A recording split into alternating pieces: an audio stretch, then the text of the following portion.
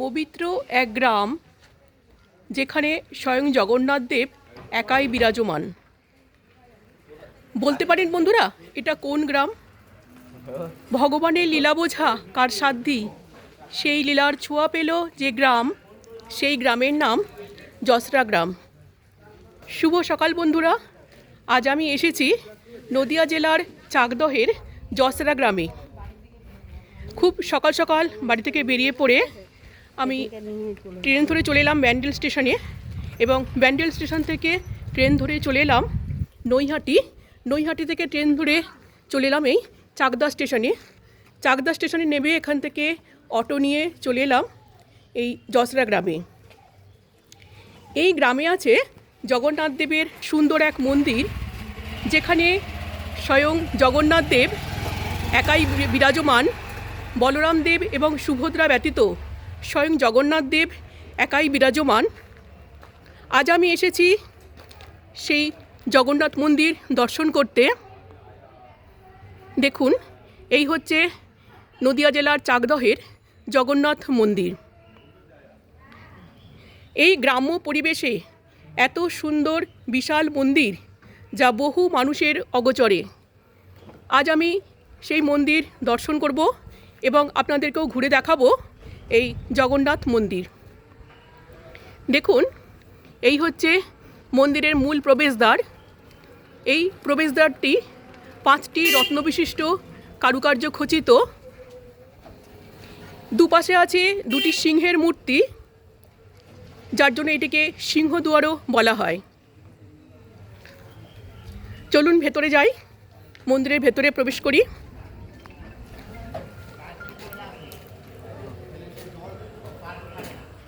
একদম স্টেশন থেকে টোটো করে চলে এলে একদম মন্দিরের সামনেই টোটো দাঁড় করাবে, এইখানে টোটো নামাবে। এই হচ্ছে মন্দিরে ঢোকার রাস্তা। এইখানে আছে জগন্নাথ জিও মন্দির এবং জগদীশ পণ্ডিতের শ্রীপাঠ।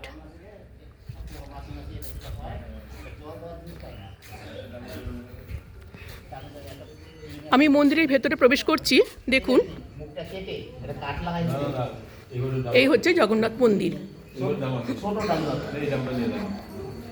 মন্দিরে ঢুকেই সামনেই আছে, বাম দিকে গৌড়ীয় মঠের অফিস আছে। এই মন্দিরটি এখন গৌড়ীয় মঠের পরিচালনায় রয়েছে। এইখান থেকেই ভোগের কুপন সংগ্রহ করা হয়। মন্দিরের সামনেই রয়েছে একটি অতি প্রাচীন বেলগাছ। অতি প্রাচীন বেলগাছ, দেখুন এখানে বেল হয়ে আছে। এই হচ্ছে জগন্নাথ দেবের পুরো মন্দির। এই মন্দিরের একটি সংক্ষিপ্ত ইতিহাস আছে। শ্রী চৈতন্য মহাপ্রভুর আদেশে মহাপ্রভু পরিষদ জগদীশ পণ্ডিত 80 বছর বয়সে পুরীধামে গিয়েছিলেন পবিত্র নামের মহিমা প্রচার করতে। সেখানে জগন্নাথ দেব ওনাকে স্বপ্নাদেশ দেন যে ভগবান ওনার সাথে আসতে চান।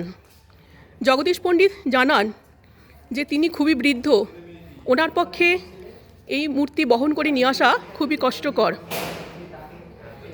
কিন্তু ভগবান বলেন যে তিনি শোলার মতো হালকা হয়ে যাবেন এবং ওনাকে বহন করতে কোনো কষ্ট হবে না। ভগবান আরও জানান যে ওনাকে একটি নতুন বস্ত্রে জড়িয়ে একটি দণ্ডে ধারণ করে নিয়ে আসতে হবে, এবং আসার পথে সেই দণ্ডটি কোনো স্থানে নামানো যাবে না। যদি কোনো স্থানে নামানো হয় তাহলে সেইখানেই ওনাকে প্রতিষ্ঠিত করতে হবে। তখন জগদীশ পণ্ডিত ভগবানকে বলেন যে ওনার যে মুখ্য সেবক রাজা, তিনি যদি অনুমতি দেন তবেই তিনি ওনাকে নিয়ে আসবেন। ভগবান রাজাকে স্বপ্নাদেশ দেন তিনি যেন জগদীশ পণ্ডিতের হাতে ওনাকে তুলে দেন। স্বপ্নাদেশ পেয়ে সেবক রাজা জগদীশ পণ্ডিতের হাতে শুধুমাত্র জগন্নাথ দেবের মূর্তি তুলে দিয়েছিলেন, এবং ভগবানের ইচ্ছা মতনই জগদীশ পণ্ডিত সেই মূর্তি নতুন বস্ত্রে জড়িয়ে দণ্ডে ধারণ করে তিনি পুরী থেকে নবদ্বীপের উদ্দেশ্যে যাত্রা করেছিলেন।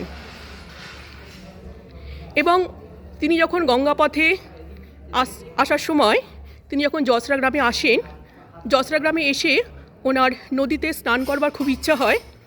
তখন তিনি ভগবানকে এক স্থানে নামিয়ে তিনি নদীতে স্নান করতে যান।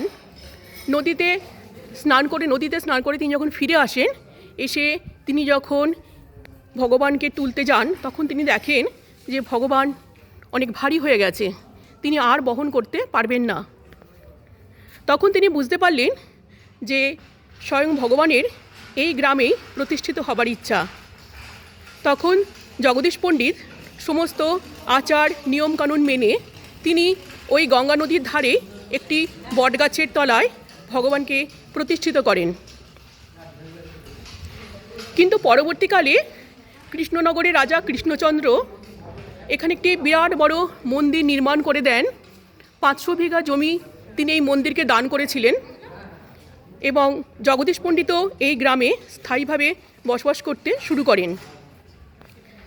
এই মন্দিরে এসেছিলেন শ্রী চৈতন্য মহাপ্রভু এবং প্রভু নিত্যানন্দ এই মন্দিরে 2 বার এসেছিলেন। এই হচ্ছে দেখুন পুরো মন্দিরটা।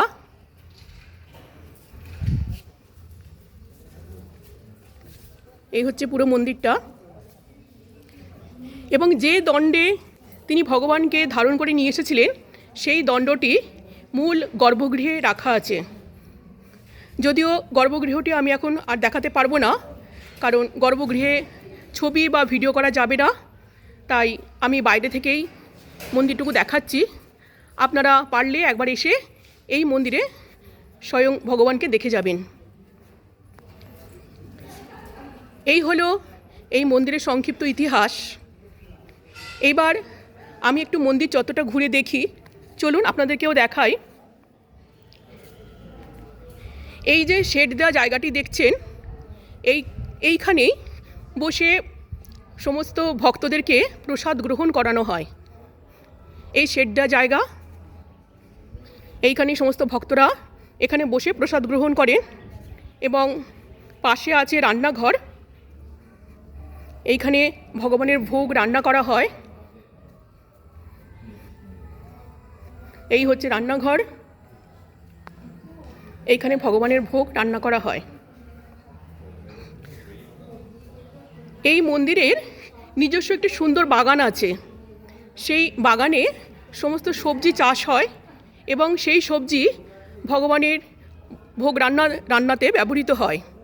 এবং এই মন্দিরের আরও একটি গোশালা আছে, সেখানকার দুধ দিয়ে ভোগের পরমান্ন, পিঠে পুলি ইত্যাদি তৈরি হয়। এই হচ্ছে অতি প্রাচীন পাতকুয়ো। কথিত আছে কোনো এক সময় এই পাতকুয়োর জল নাকি দুধ হয়ে গিয়েছিল। এই হচ্ছে পুরো মন্দির চত্বরটি।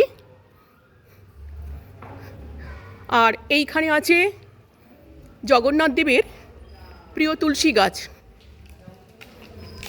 বাঁধানো, পাথর দিয়ে বাঁধানো খুব সুন্দর করে।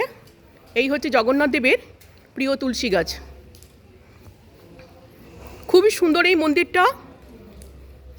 কখনো পারলে একবার আসবেন, এসে দেখে যাবেন এই নদিয়া জেলার চাকদহের জগন্নাথ মন্দির। ভীষণই সুন্দর এবং বিশাল বড় এরিয়া জুড়ে এই মন্দির। দেখুন, এই হচ্ছে পুরো মন্দির। এই হচ্ছে মন্দিরের মূল গর্ভগৃহ। এই হচ্ছে বিশাল মন্দির। যদি ভিডিওটি ভালো লাগে বন্ধুরা, তাহলে আপনারা জানাবেন। ঠিক আছে, আমি ভিডিওটা এখানে শেষ করলাম। নমস্কার।